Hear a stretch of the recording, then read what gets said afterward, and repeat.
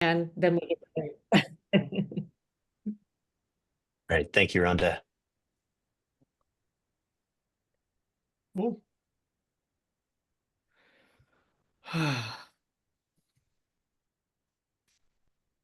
And do we have? We do. Okay. So not to hijack, I think we are. Am I even on the right handout?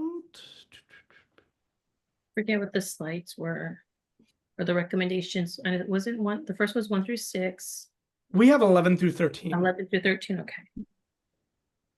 Did anyone get the slides? I didn't.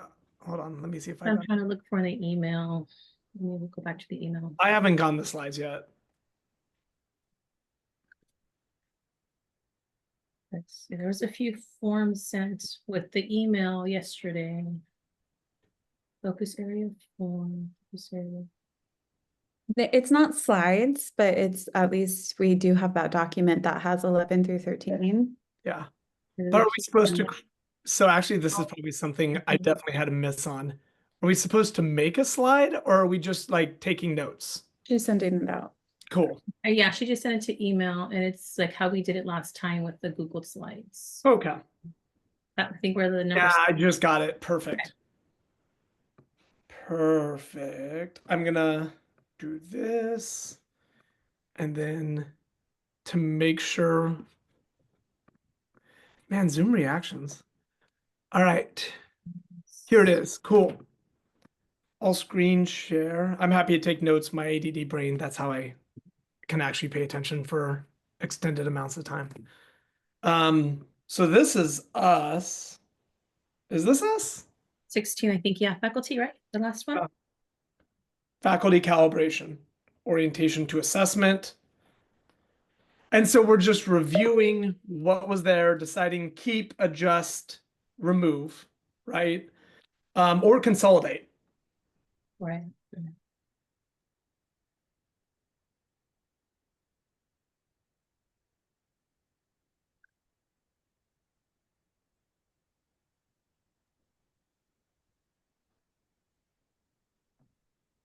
Reading a recommendation. So this is yeah, it's a TPA training for everyone. Meaning when I hear a everyone, scoring training. yeah, And, we have a subsequent thing that if I remember right, when we voted on all of these, there's something that's sort of duplicative about this. But there go is. back a second to 11. So I read this as it's a one-time thing because it says, the first year that they're part of this is when it happens. Yeah. So And they're not the people scoring it. This is meant to be for right, these Macer. are like the principals, the master teachers, the faculty. That I'm just wondering if this, if we're going to do a recommendation about this, if we want to add some sort of timeline of recurring, like, do they do it once and then they're done forever, or should they review the scoring? Because, it's about the program's own candidates. So let's say you're, working at Sac State or whatever. So this training you're going through is about the scoring that the teacher candidates at Sac State get. Well, after a certain number of years, what if there's trends where they're going up or down or whatever. So what's realistic about when do they have to redo it? Like every 5 years? Something like that to put in that, so it's not just one and done. You don't want to do it too often because we're Right. talking about a lot of people. Yeah. But if we were to amend this, I would say something like ideally it occurs during the first year the educator is part of candidate preparation, and that end sentence down there, and revisit it, or recurring, or something redone, happens. Somebody's trying to type what I'm saying. I'm giving you a whole bunch of words that aren't real words. Like an initial meeting, and then like every other year, like how I get it every year is too much, but every other year, or This isn't about interns though. This is about everybody. Yeah, you're right. Sorry. My mind just goes there, you know. Yeah. Um, Can I play devil's advocate for just a second? please. Someone has to keep track of how many years it's been since you last renewed. Correct. Instead of just doing the blanket training every year where you do a module, make sure you're up to date, and the legislation and the rules change Yep. often. So every Like we're already transitioning to the new literacy assessment and getting rid of the RICA, and so I think as much as I appreciate every 5 years, because there's so many things we get trained on every year, I like the harassment trainings, the tech trainings, and how do you double authenticate and right. But at the same time, who's going to keep track of each individual person and how long ago they did it? It's gonna end up falling on programs. I Yeah, know, that's what I'm saying, right? Well, I think that's a good point, Kate. The alternative would be that instead of saying it occurs during the first year they're part of it, it's the program offers it no later than, and we give them some timeline, and then they recur it every 5 years. And so they're going to have people who, it's going to be wherever you are in the cycle, the program does it again every 5 years for everybody who's involved that year. So you're going to have some people who go 4 years without the training and get it in their fifth year. So either you do it by individual or you do it by program. I kind of think it's not that hard to track it. I mean, because you just put it in a database and you just enter everybody who's required to do it and you just put when they did it last. And so it just pops up again. Yeah, we do it. So, Kathleen, we do mentor trainings, right? There's at least for teacher interns, again, I'm speaking through my limited viewpoint, but I think this is true for everyone. There's a required 10 hours of training in different things like adult learning theory and right. And we track that for every single mentor every single year in our program. To your point, this is now bringing in admin, coaches, faculty, mentors. So the spreadsheet is going to like multiply by 5 to 6 times. And I do imagine like we have to track mentors down uh, who say they'll do it and then don't do it. And then, right, like in that iterative process where 4 months in, it's like you are doing this now. Like, so I could see it will be a pain. I don't think it's impossible. It just will be a pain. And I will also say, I think I'm going to say this as someone in administration, the biggest party this will be a pain for is getting the admin trained. Yeah. So what do you think, Kate? Does that address it? Are we better with the every 5 years for the individual, or do you want to go program? I'm thinking of the heart of this entire project, which was the bureaucracy is drowning people. And I'm wondering, how do we do this in a way that supports educators, but also doesn't drown everyone in bureaucracy? And if there's already systems in place where people have to do their 10 hours of training and it's already being tracked, then yeah, re-upping every 5 years after your initial training. I mean, that seems reasonable. Yeah. I would agree with Ben that it's going to be on the program, like not the Yeah. individual to track when did I do this last, but the program will just have a spreadsheet and it'll pop up, you're due for training again, and send out a message. I mean, I think now there's gonna be like legal contracts. It'll be embedded within legal contracts saying if the district wants someone at their site, this is going to be something required under law. and Ben, not to nitpick, but something about that enrolled within their site isn't right. The last sentence is required every 5 years. It's basically, we're not talking about we've used the word educator so Yeah, far. yeah, So it's like if every 5 years that the educator is participating or something like that, because it's yeah. I was trying to, it's weird because that person obviously that they got initially trained for gone. they might not have an intern or student teacher at their site at a time, so there's no reason for training, right? So what if it says it required every 5 years thereafter, if the educator, well, what we used before is still involved in the preparation of new teachers.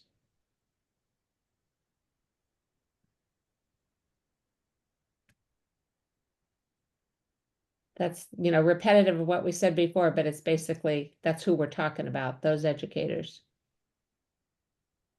And I do think you're right. I think there's a second recommendation, if I recall, that was dealing with this, but might have been a little more specific about the who. Yeah, So we can consolidate something coming up, is all my point is.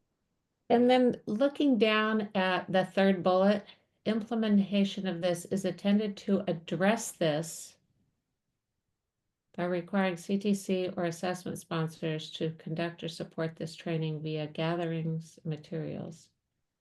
So this is saying that the CTC or the test sponsors have to do this training. And the test sponsor is different than the preparation program. Test sponsor is like saying it's Pearson or whatever to support this training. I think they can do a training. They already do a training. I Yeah. don't know that CTC would be able to track statewide every individual participant and all the people that support them. Right. I don't think this is a requirement for that requiring CTC to do something. And, what we've talked about before, the first bullet says that this is a scoring overview.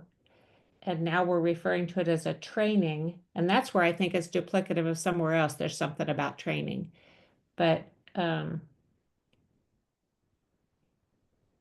let's take, I think programs is right there. Let's take training out. This activity, let's just say activity says, because we say scoring overview before. And let's take out the whole via gatherings, materials, whatever. Let's not specify what it is, because we did that above, right? So now we're just saying who has to do this. It's the programs. I'm really glad you actually looked at the third bullet point because I'm not gonna lie, I usually only look at bullet point 1 and move on. Well, I think I looked at it because we were just talking about who's this burden going to be on, and it's going to be at the programs. And so then I dropped down and it's like, wait a minute. We might as well be clear because CTC and Pearson, they're not going to, They don't have the bandwidth for this. Should we add monitor then, like conduct, monitor, and support this activity? That way they're keeping track of those teachers or whoever it is, educators, participants. Yeah, that's a good point. Oh, thank you for that Oxford comma. I do not like the comma needs to exist. I don't know what's happening to this world. I know. Somebody actually hello. got me a t-shirt about Oxford commas. Yeah. I really enjoy the what you find where like it's a really bad case of not having a comma there and like what that does to the sentences are like Right, those sentences of it, yeah. cool. Are we comfortable with this? Just question, are we calling them credential candidates or new teachers? Credential candidates, I think. You're right. You're right, we got a couple places of that. One up above too in the first sentence.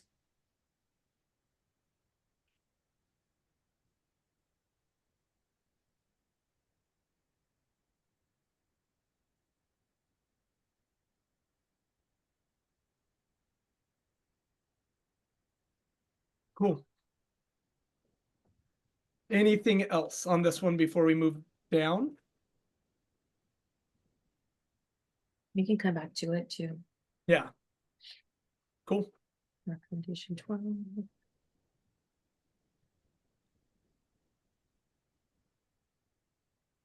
What's the 1G?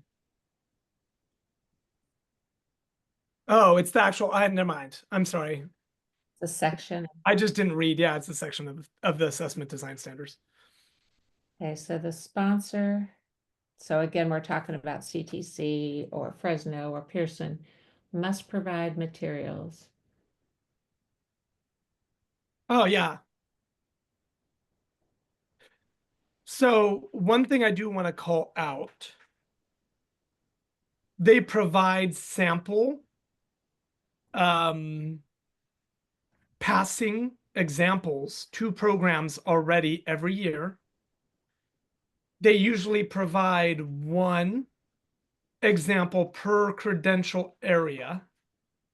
So it's not like a bunch, like you don't get a whole lot that you can share with your candidates. When I originally read this, my mind went to, cool, like let's show samples and models of what it looks like to be successful. I don't know why that's where my mind went to, but that is where my mind went to.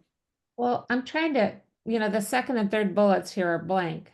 Yeah, So I'm thinking, okay, what's the rationale behind this? The rationale, I think, is related to embedding that we think faculty, the purpose is to get faculty become familiar with TPA. And so they can, help and prepare. So is the assumption, and I don't know this, but I'm based on what you just said, Ben, is the assumption that whatever the program sponsors currently provide for faculty about information about the TPA is insufficient? And so we want to expand it, because the way it reads right now, the model sponsor must provide materials. Okay, they already do that. So this Right. recommendation, they also provide a training, like literally. So they do regular trainings and things like that. The question is, do programs require faculty to attend those, or is it just like the program coordinators or directors, right? But they do already. I can say this confidently. They do this already. well, and so I'm wondering if whoever wrote this recommendation looked at assessment design standard 1. I'm assuming that program sponsors do this because it's required somewhere. And so maybe it's not in standard 1, so they didn't know it exists, but maybe it does exist. And that's why program sponsors do it. Or it doesn't, and they just happen to do it. But somehow if we think, well, are you the only one, Ben, that has seen what they provide? I'm Yeah, I've guessing. been to those trainings. I would imagine so in this room because have you, Patricia or Kathleen, been invited to one as like a mentor?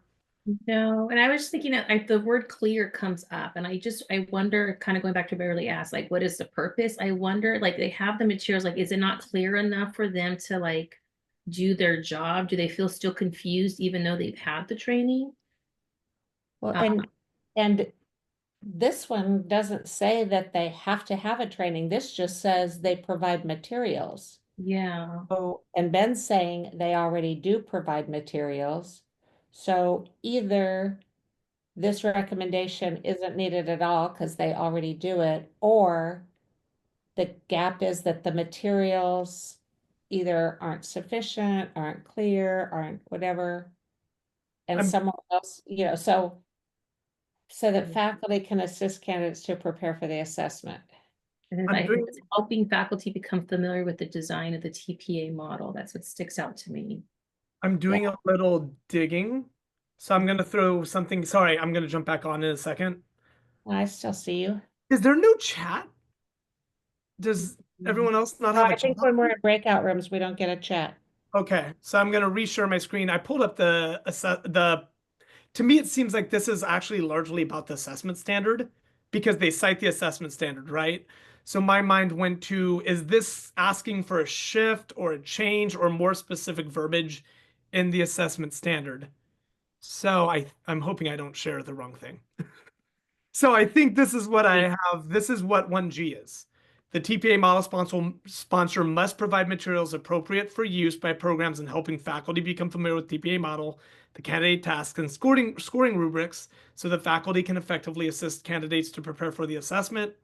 The model sponsor must also provide candidate materials to assist candidates in understanding the nature of the assessment, the specific assessment tasks, the scoring rubrics, submission processes, and scoring processes. Wait, that's the existing assessment That's the standard? existing assessment standard for 1G. Well, then why is there even this recommendation? Because That's what I was confused. it looks like it's word for word with what already exists. Yes. So I wonder, my question then is when you, and Ben, you have the familiarity with this, when you were provided materials for review, was it specific to every content area or was it a general overview? No, so that's what, so let me put Would it we like this. insist on specific to every content area because we know our world languages people are not passing? That is the one thing I might say is that we may not get enough examples or models. So we'll get one single subject for all single subject candidates. We will get one multiple subject and we will get one ed specialist from CTC and that's it. How much are people making on this? How much is Pearson making? No. That's what I was gonna, I know they I'm have gonna say more. it, unacceptable. And Like then that's unacceptable. I it want does, world languages in every world language we provide. I want one in Japanese. yeah. And I think also on top of it, it comes in an email at the beginning of like the year and it's like, here are your assessment stuff. So we take it, download it, put it behind a password protected site because we can't share it except to our candidates. And then we give it to our candidates through that. Um, but and then Publicly separately, available in every content area, published on a public website that everyone has access to 24/7. I'm making big demands. I don't get to come back to one of these meetings again. I want it all. I want it public. I want it transparent.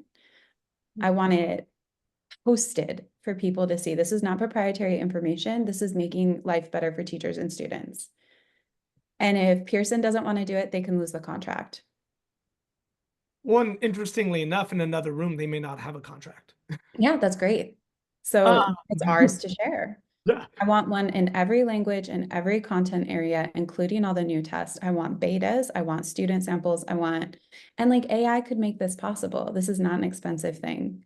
I'm sorry if I'm getting grouchy about this, but like, No, you're good. that's ridiculous. I can't believe they're not giving us this stuff.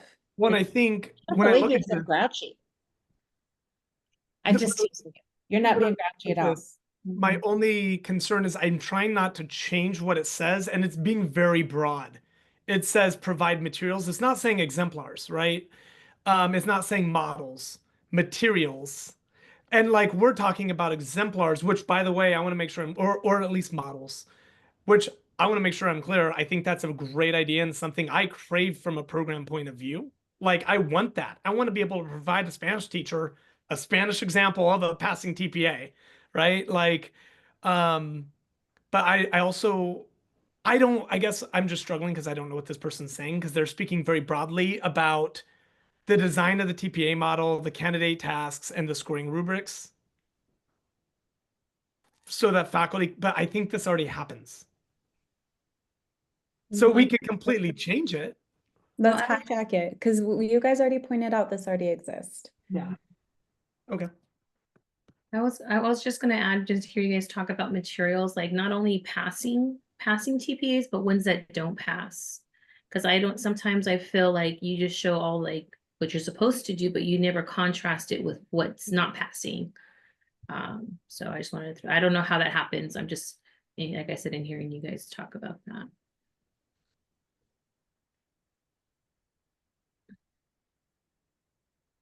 I agree, like samples of common code issues, like explicit, like this is what it looks like when we code this, and this is why. Someone got coded on my campus last week and repaid because she didn't know she could get a voucher. And so I think as much as we can do to make this authentically valuable, because there's no way that a teacher would pass national boards without having samples for their students before the students start the work. And so like this is a very low bar of like, It's the best practice in a classroom. You best show the kids this is what success it looks is. like. Here's the rubric. Let's read over it and understand it. Cool, right? Like that is the best practice. So if going back for a second, if we've determined that this exact language is what already exists in standard, I'm tweaking the language right now, Beverly. So okay, to include, the TPA model sponsors must provide additional materials to programs, including passing examples for each credential area for all sections of the test. That way, Cal TPA with 2 cycles at TPA is covered. Examples of common condition code issues. Any other example-based material and examples of um, things that don't hit the mark? Like I'm trying to think example, non-example. You know what I mean? I've done that in my Examples of- classroom. Common issues. or Common- successful / non-successful responses, or Yeah. you know.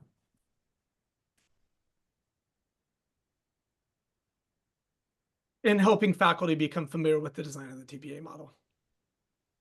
The candidate task. And is it, I'm just thinking of the previous recommendation we just made. Is it only faculty that we want to? No. In helping all support all Educators, all. Stakeholders. yeah, Kathleen called out, she wants this public. So not Well, program specific. I agree with that. That's not bad, except then it sort of muddles the purpose of, now it just sounds like it's PR instead of actual training for the people who are doing it. All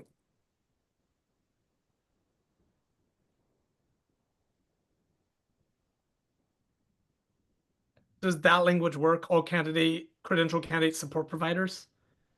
Well, yes, I think you're on the right track, except then, that phrase is used so much like in induction and other things as, You're right, support providers. and then it kind of implies that we're leaving out the faculty. So Candidate. it's sort of all, everybody, y'all come. What do we call it here?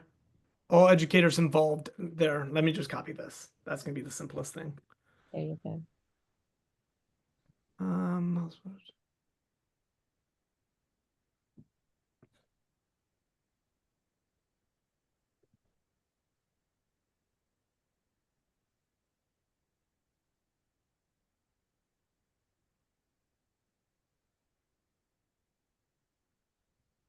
So that.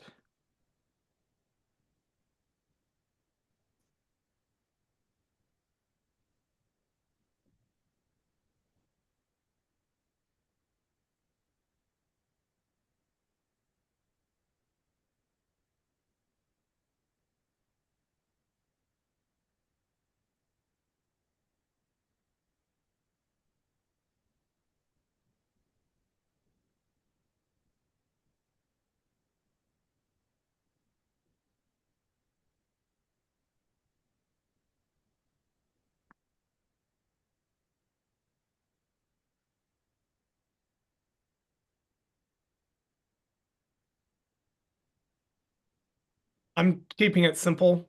Does this work? For the last 2 bullet points, largely because we were running out of room and I didn't want to reduce the font size.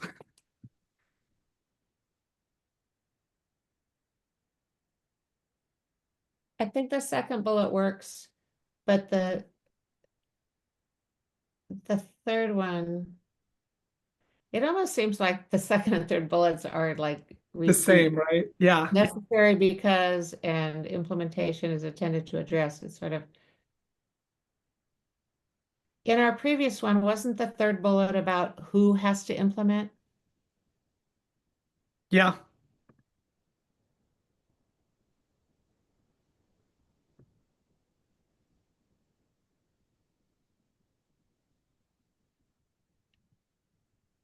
And you can probably put that on the second bullet, being more transparent on expectations on the second bullet, or the quality support. Yeah, that's a good suggestion. And then what was our third bullet language up in number 11? So it said, is intended to address this by requiring programs to conduct, monitor, and support this activity. Okay, so by requiring, and then it's just who?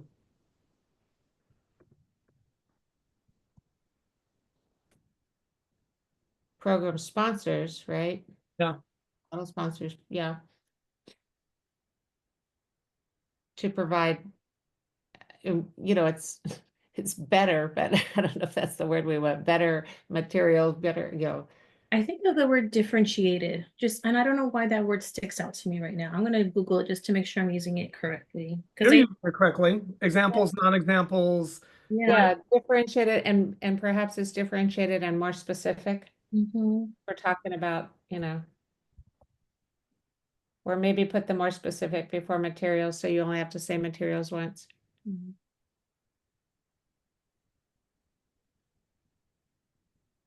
I think that's what's missing. Like I think I shared earlier, like there's only one example of this, one example of that, and the reality of teaching is it doesn't fit.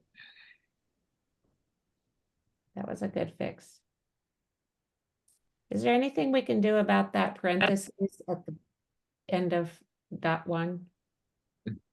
Just So seems this was it's from the other- non-grammatical after a period to have that Yeah. little thing hanging on there. I mean, we could just, that.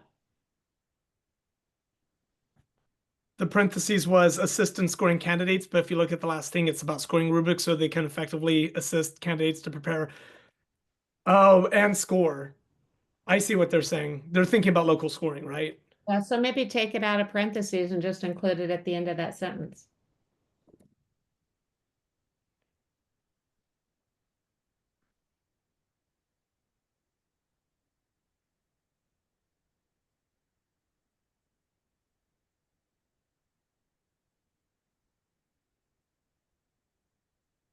Now nitpicky. Ben, would you also add a space up in the second line after fairness?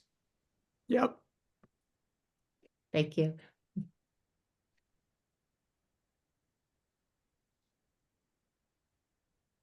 Any other feedback on 12? Because we only got one more left.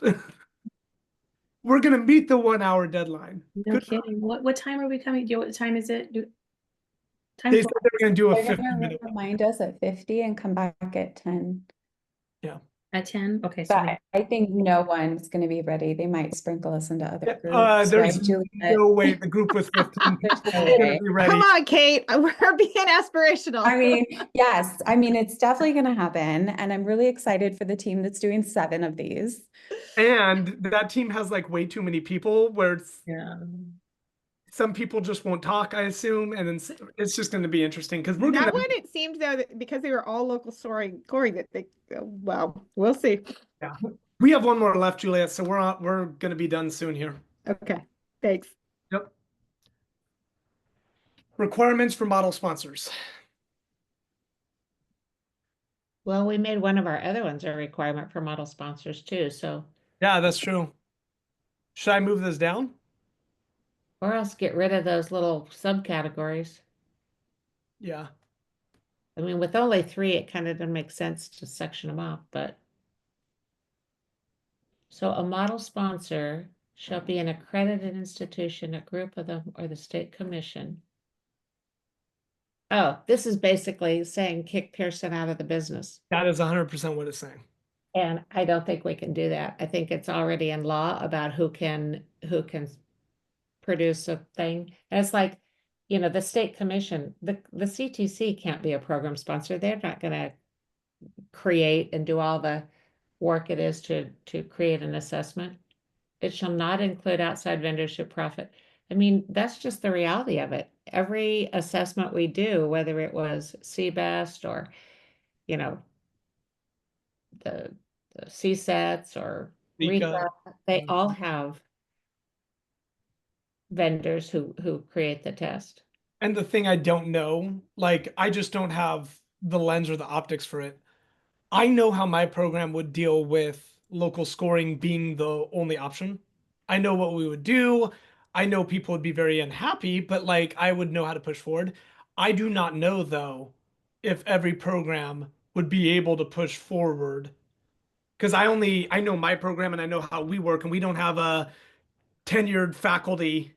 We have temp positions that we renew if we want to renew at the end of each year. You know what I mean? So we can be And this isn't even just about local scoring, which if you try to require all local scoring, there's going to be programs who can't do it the size of their programs. This is about they can't even be a program sponsor. Like, And I assumed this was hand in hand with local scoring, where it's like all programs locally score. Because what other option would they have, right? If this became Right, they'd have to. But this is saying they can't, Pearson has to get out of town, and that's just not gonna happen because there's no substitute for, there's nobody equipped. I mean, not every place in the state is gonna be a Cal State Fresno and do their entire, when Fresno, this is couldn't when I afford was still with the CSU, and everybody was just amazed that Fresno took this on and decided to do it because the liabilities, the validity and reliability stuff that you have to do before you offer an assessment, a high stakes assessment like this, to make sure that nobody sues you for unfairness and whatever. It's so expensive, and so we couldn't believe Fresno was going to take it on, and they did. But not everybody can do that. we Or wouldn't will. have the insurance money. Like our county would not have the insurance money to protect us So doing. if this recommendation happened, and so then everybody who's using EdTPA and the commission sponsored TPA would have to find another model. Yeah. I wonder, so what I'm hearing is for profit, right? Like, and then how much profit? Sounds like they make a lot of money. So I don't know, could it become a nonprofit? And again, I'm just throwing thoughts out there because I think that's the biggest thing is like they're charging these candidates because they're not passing the test. So there's that. Yeah. Well, I think we've already addressed sort of the whole retake thing, but in this one, Pearson will never be a nonprofit. If they're not going to make a Mhm. profit out of doing this, they're Not going to gonna do quit it. doing it. Exactly. Right. And they own the assessments. I want to call that out, right? Yeah. So if we did this effectively, the assessments end, and then every program has to design their own. Right. And the rules that govern sort of the fees and the costs and whatever are contracted already. Like we can't just say, okay, you have to lower your fees. We have to do, if that's all a negotiated contract. Yeah. So So, okay, good devil's advocate. So it is going to be an incredible labor, and some county offices of education will have to negotiate how they sustain this labor. It is not without cost, absolutely. People are paying the cost right now to Pearson to manage that. So there is funding that exists that is going to Pearson right now because they're paying for their exams, right? Ethically, as an outsider, as not a person who works at a county office of education, not as a person who works at a program, but as an educator who works in this world of pyramid scheme education, isn't it better for us to have people working in county offices of education who are making a living wage, who are unionized, We're not unionized. engaging in this work? How dare you join a union? Engaging in this work together, rather than selling it out piecemeal across the country in an unstable infrastructure environment, not locally scoring, right? Not ensuring that people are doing it within the state, and then having a for-profit institution facilitate that. Like, it would be hard to dismantle this, but it's within our grasp right now to dismantle this. Kate, the system you're imagining isn't within our grasp. Number one, county offices are a real small player in this game. They're not the main players. It's IHEs, program sponsors. Correct. And second, their funding, it's not about the $300 that candidates pay. It's about the huge investment outlay to develop this instrument and to do all the validation and reliability studies, item creation, scoring. The cost of creating an instrument takes years to recover back from the $300 fee. That's just the implementation.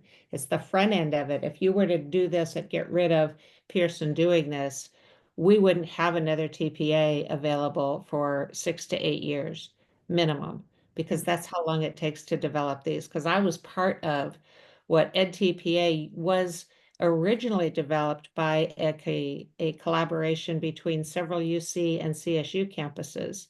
And it was a homegrown, but it took 23, 26 campuses together to create what was the PACT, Performance Assessment for California Teachers. PACT evolved into EdTPA, and then Pearson bought it from them. but it was at least 6 to 8 years in development and a huge cost. Both systems had to commit millions of dollars into the development of EdTPA, or PACT at the time. So to say that we're going to kick the outside vendors out, basically what this is it's a service that school districts, county offices, IHEs do not have the bandwidth to offer. That's not what their business is. It's kind of like, when California K-12 testing is contracted to Smarter Balance, because it's a service that educational systems, that's not what their business is. So you have to contract with somebody who will do it. And like the fact that Fresno did it on their own, at the time they were led by a dean who was just Paul Berry, who was just a guy who could get his faculty to marshal into this, and they did it with a federal grant, but with a lot of their own sort of unresourced time and effort. But the idea of kicking out a vendor from this would basically say we're not going to have TPA anymore, because nobody's going to pick it up. It's just not in anybody's business to do it. Or what you're going to end up with is sort of non-standardized local things that just are not reliable, don't have validity studies on them. It's going to be everybody a free-for-all of Every institution doing their own thing. And that's Right. what, so there's Right. two different things happening here, right? Thing number one, we're thinking through candidate experience of who's scoring, who they're paying, and that's something, no matter well, I'm not going to say that because I don't know every institution. That is something like we would be able to survive. And I don't even care. I want to make sure I'm clear on something. I don't care if we can survive it or not. We can take counties out of it and just leave IHEs, right? But like we could not create, because it would take millions of dollars, our own version of the assessment and then prove, like we're a county office. That's not our main goal. Our main goal is supporting teachers within our region. And so I love what I do. I enjoy it, but I could not see a world where every single different institution is creating their own assessment. Because then all of a sudden the standards from this institution over here is going to be I mean, there's assessment standards, but the look is going to be different, and candidates are going to be jarred from one assessment to the other, and the data is going to be very messy. You want to Yeah. talk about trying to sort through data? Every institution's data is going to look different. It's going to be comparing apples and oranges. It'll go back to what it was before TPA, and you have to remember the other purpose of TPA, the big one of determining that each candidate is actually ready and capable and qualified to be a teacher of record. But the other purpose of TPA was in the aggregate, and that was providing to the public as a whole that institutions across the state and that CTC was upholding a standard that, just like passing the bar or other professional standards, that programs really were preparing teachers who were adequately prepared. And so it was a PR thing as well, that it's not just 1,000 flowers blooming, that every program decides for itself, what a minimum level of entry qualification is that the state has a qualification. And so it has to be a bar that's equivalent across programs. I just mean final thing, and I'm going to stop talking, Kathleen, and hand it to you. Sorry. I just see two things happening with this, right? I am not sure if the thing people are thinking is don't let Pearson score the tests, take them out of the scoring so candidates don't have to deal with Pearson, send it to local. But the one thing that is a hanging issue on this is the fact that Pearson owns the test. And so if they walk away owning that test and they're no longer allowed and they don't provide that test anymore to any institution, that's where the problem comes in, is the fact that there is no TPA, but there's ed code saying that people have to pass a performance assessment. Right. And so there would be this they gap of score. time where there'd be no assessment that they could pass, so no one could get either a credential. Yeah. Yeah. This isn't even just about scoring. It just says they can't be a sponsor, which basically means you're kicking them out of town, and it's just not feasible.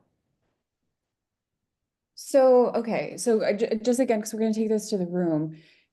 I hear you saying that we need something that's standardized. Absolutely. I hear you saying that we need something that's valid. Absolutely. I am hearing that this is a monster to take on, but it was taken on at some point and then sold. And so all of the financial output that we put into this, the state of California gave away, which is super fun. Good decisions made all around. And there's no, like, it doesn't have to be immediate. Is there a phase out plan? Is there a plan for the state to take this back on, for the CTC offices to take this back on? I realize it's a beast. I realize that. And like, I realize like all of the little infrastructure pieces that come with running programs are huge. This is probably the only chance we're gonna get to have these meetings for at least a few years. And if we don't have a plan to phase out Pearson, we're gonna have to look at the room and explain that to everyone.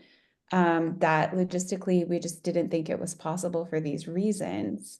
But see, Kate, I think that we just fundamentally disagree. I think there's no problem with having Pearson do this. I think it is a specific vendored task that, again, like Smarter Balance, like other things, that teacher educators and teachers and county office people are not psychometricians.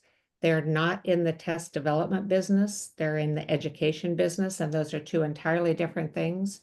And when we contract with someone like Pearson, who is in the assessment business, they're not creating the content, they're not setting the standards, they're not determining for us what makes a qualified or an unqualified teacher. All they're doing is the mechanics of it. They're not interfering in what makes our teachers good teachers or bad teachers. They're just running the mechanics of it.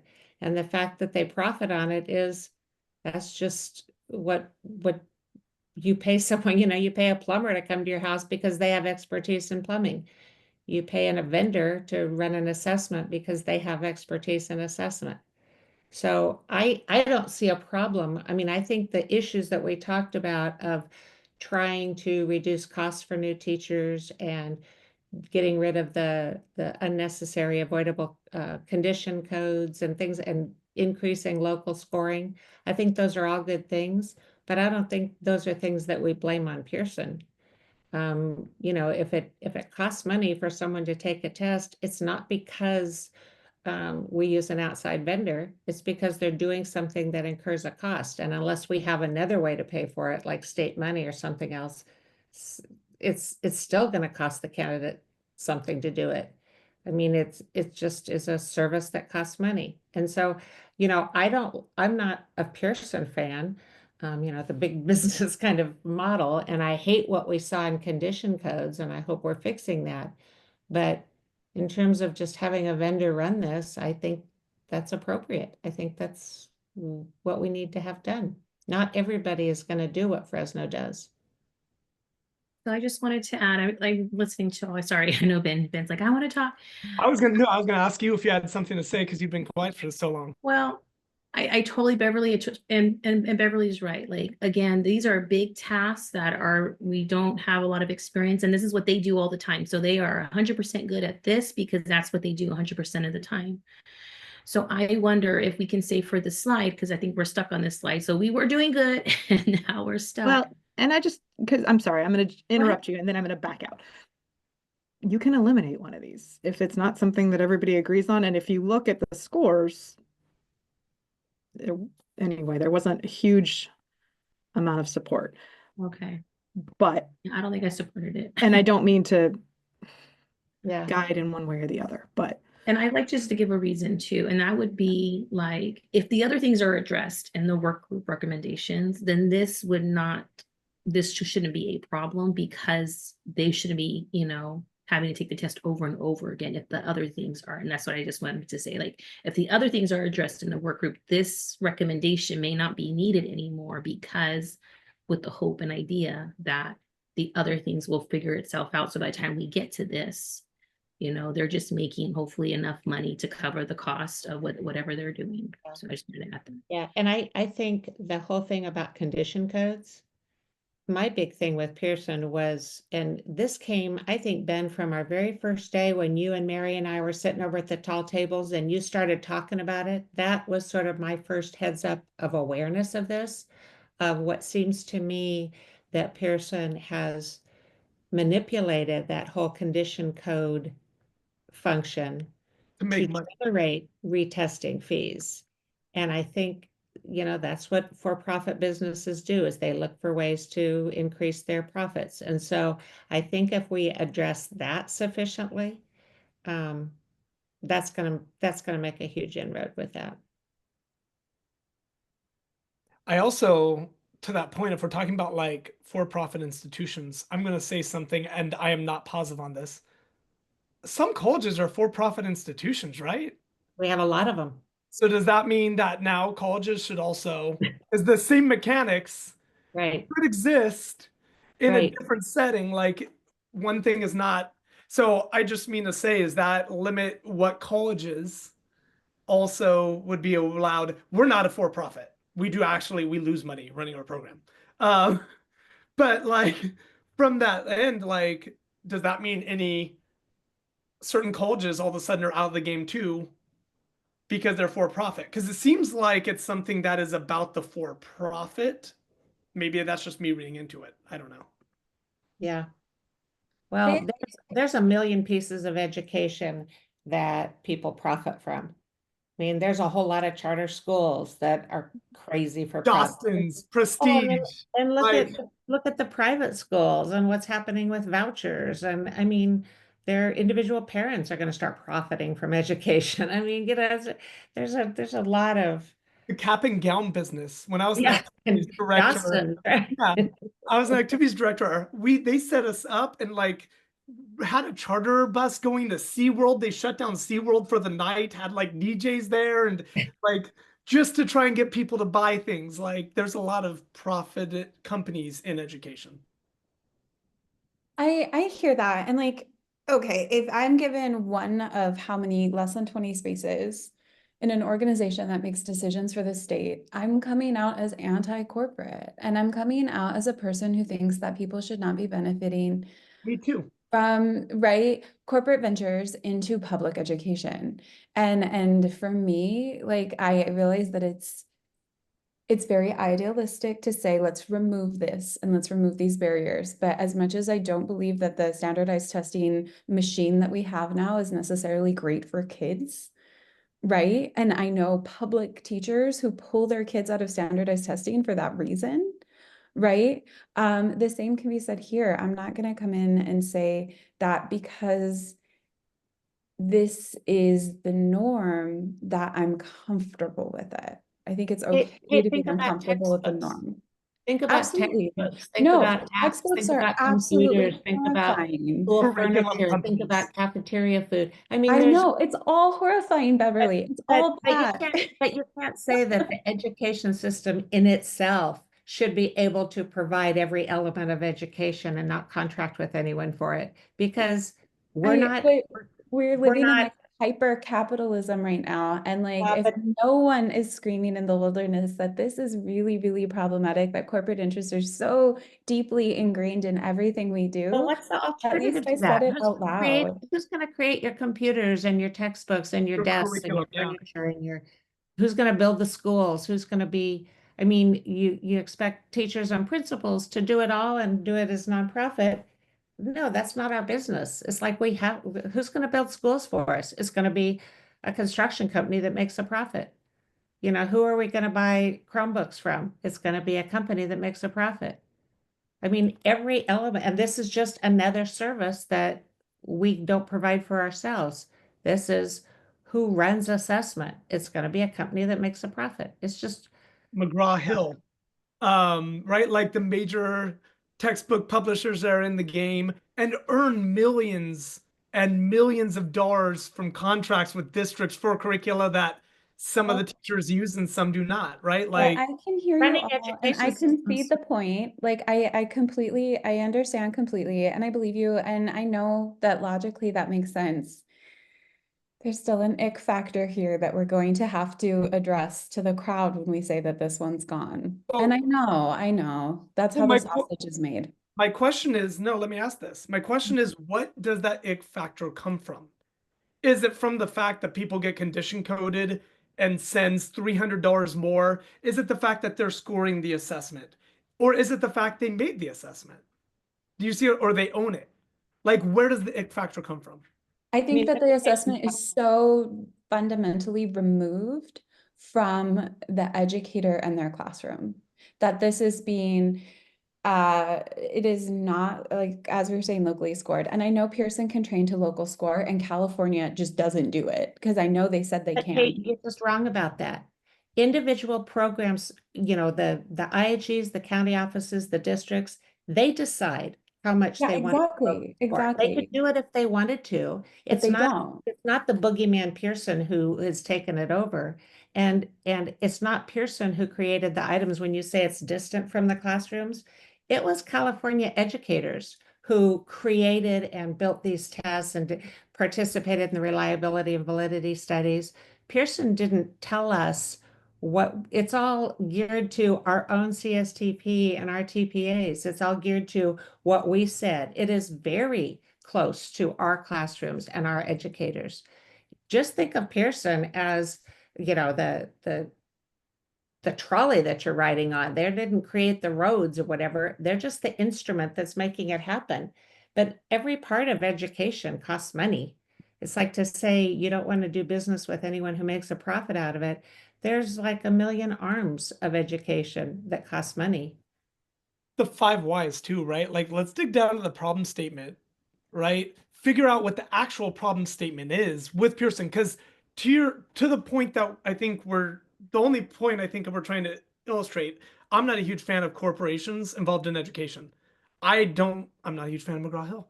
I'm not a huge fan of Prestige or Jostens. I'm not a huge fan, right? Like, that being said, there's a place for them in education because there's certain things other people do not do and certain things certain people rely on, right?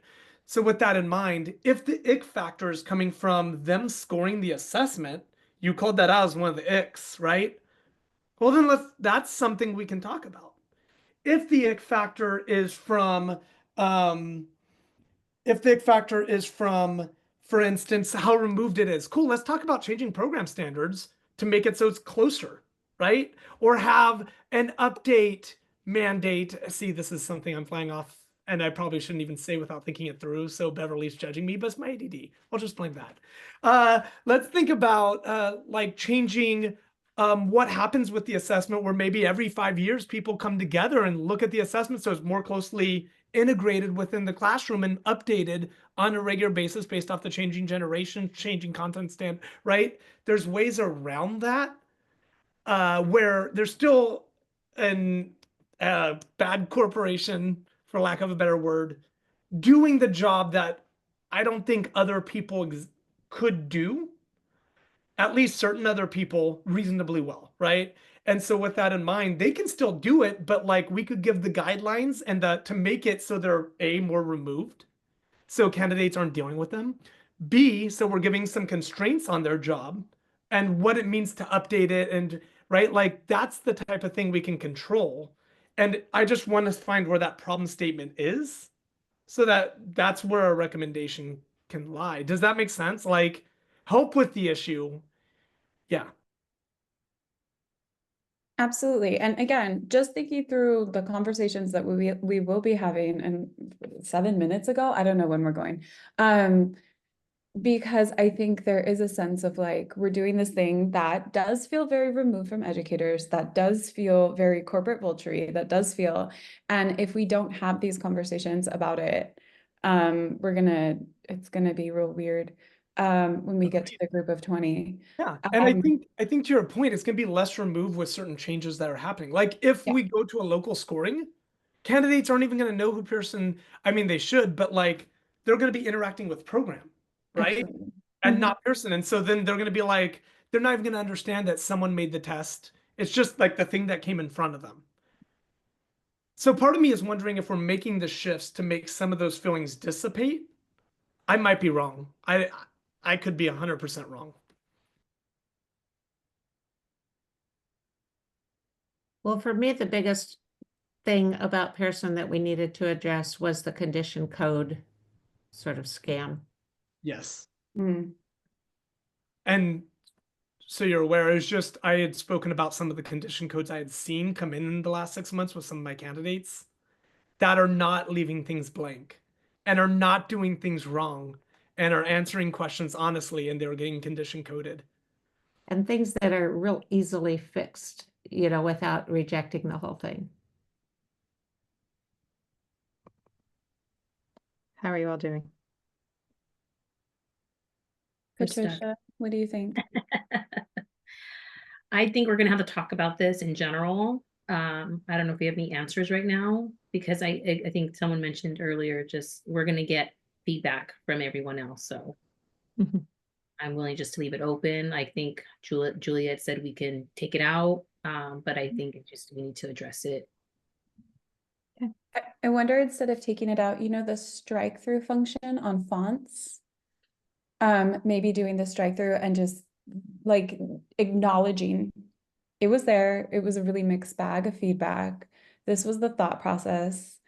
And this is kind of where we landed on this, and our hopes that the other recommendations can support the change that we hope to see. How do you feel, Kathleen? I want to make sure. How do you feel right now? I want to be Henry David Thoreau and move to the woods and live in a hut next to a creek. And Definition of I'm sitting here in self-reliance. a Costco sweater on my table that was manufactured and I bought from a corporation. Beverly, I know Beverly. We all work with corporations. No, I appreciate you guys humoring the thought process, because if I don't think it through out loud, I don't feel like I can have that conversation and justify the decisions that we're making to a larger group. And so I appreciate like that thoughtful feedback and time you guys were willing to spend with me. It does make a big difference. And I think part of it is, I think there's changes possible. I don't know that the changes that they're not involved at all. Do you see what I'm saying? I think change is possible. We just have to be maybe more specific and strategic. And I think it's good to have, I'll put ourselves at the both extremes, Kate, so this is not insulting you. The idealistic end, and the cynical practical end, that we somehow figure out where we meet in the middle of this, of what's actually feasible, what can work, and how do we make it like the most productive, positive. We're the cynical ones, right, Beverly? I just want Yeah. to verify. Yeah, Yeah, we we definitely the are. cynical ones. No, I'm exactly middle. You guys are the extremes. I'm just rational and in the middle. Patricia and I are just, It is what it is. That's how, it's gonna happen. It's just how do you, and change takes a while, right? Like change takes a long time. So if the other things I feel are being implemented slowly, then hopefully this won't be a huge issue. yeah. But Well, again, I hope, right? I That's think what when we report this out, we basically, I mean, we don't want the whole group to engage in this whole long, discussion that took us this long, but we basically say it's not feasible. We can't kick out anybody who's not a nonprofit, because that would not only include Pearson, it would include some IHEs, it would include whatever, and there's nothing in the wings to take its place. So it's like, this is just a non-feasible, recommendation, and not get into the whole rationale of why and what, Mhm. And we could even say there are things that we could add that might maybe bridge. I just don't know who wrote it and with Well, what. or yeah, add something like what we think was the biggest issue in the creation of this was the manipulation of condition codes. And we are hoping that that was addressed somewhere, but we didn't have access to them, but that was addressed somewhere else in our recommendations about, and I don't think there's a nicer word for it, but manipulation of condition codes. But we addressed it. I know there was one about resubmissions would be local scored, and there was one about, and we have a recommendation that said if somebody got a condition code, they would have 2 weeks to resubmit and not be charged again. So those easy fixes kind of things could be done. Also, Yeah, like the programs might be resubmission. scoring resubmissions. Yeah. right? This is a portion. But where's that 2-week one? Because that's I think, an important one. I don't think it was in this. I think it was in test structure, like our first focus area. Okay, But I know that also the commission took immediate action on certain condition codes no longer being even valid to yeah. help alleviate some of the issues we were seeing.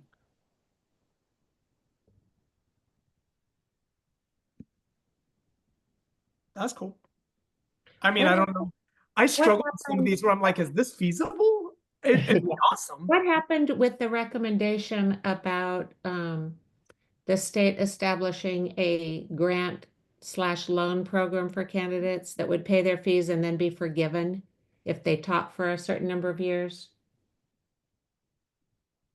We had that, but I I don't know. remember voting on it last week. Yeah, maybe it's in, it gets Somewhere. confusing with what categories and focus areas and stuff, but that I think was a good one too. Because the state has done that for a number of different things. And we used to run the Governor's Teacher Fellowship Program that gave candidates $20,000 when they started a program. And if they taught for 5 years in a at-risk school population, it was all forgiven. But they were just handed $20,000 with no strings, no stipulations on spending. It was just, here you go. They just had to agree to not do an intern program, to be fully prepared before they took a job. And then it was just all forgiven. Yeah, I was a benefit of the Apple grant when that existed. Similar. Apple grant, hey guys. 11,000. Me too. Yeah. Between that and the LAUSD career ladder, I was very lucky to have support. So yeah, I wonder. I also did the teacher forgiveness loan. So that was special ed 17.5. So that was all my undergraduate work, 11,000, 17.5. And I paid, of course, a little bit of Way back in the Stone Ages, I had that too, teacher forgiveness loan. I was doing my exit interview from UCR and they said, where are you teaching? And my first job was in Banning Unified. And they said, well, that qualifies for, and I didn't even know about it. I was like, oh, Yahoo. It's like, but yeah, it's the same thing. You teach in a low performing school, or I forget how they defined it back then, but 5 years. Yeah. And then you submit your paperwork. Mhm. Yeah. I think it'll be especially important to think about those things as shifts in federal policy. Yeah, I was just thinking the same thing. Yeah, I hope some of those programs. I think the Apple program, I don't see it around as much. I think teacher forgiveness loans still exist. Teach grant, but they're like, all going to be gone. yeah, Everything's because they just gonna be gone. eliminated. Yeah. Yeah, there is decimated already. Mhm. Yeah, I heard the news today. And so as much as we can do, Like the Teach grant is like the new federal grant for teachers, and that's, I imagine, gone. I don't know, but like, Well, the whole Department of Ed, It's disbanded now. Is that what happened this morning? Did he sign it Oh. already? That's the news he I heard. signed it, but Mhm. he can't actually do it. No. Congress has to act on it, and that won't happen because they'll need 60 votes, and that won't happen. But what he can do is what he's already done, and that is fire everyone who works there. And so the Department of Ed will still exist, but it will have no staff or functions. They'll transfer its functions to other departments, stupid departments that have nothing to do with education. So yeah, he can sign an executive order that say it doesn't exist. It will still exist, but it'll have no funding, no employees. What a mess. What a mess. The world we're in. See, this is why, Kate, I'm cynical. We'll see. Yes, so I feel comfortable if we had to report out on what we shared that like we could say words. The words would be there. are you saying the words? You guys are so knowledgeable. I appreciate how knowledgeable you both are with And the I words. think Beverly has to leave soon, right? Beverly, was it 10:30 you had to leave? And Kathleen, Yeah, I it's heard coming- you say you coming knew up. the words. So many coming up. words. I might run to the restroom. I'm for a glad you said that, Patricia, because I kind of am losing track of time and I'm not sure I'm 100% ready to walk out the door for the airport, so. Oh my Yeah. goodness. Okay, should I stop recording? Are you guys done?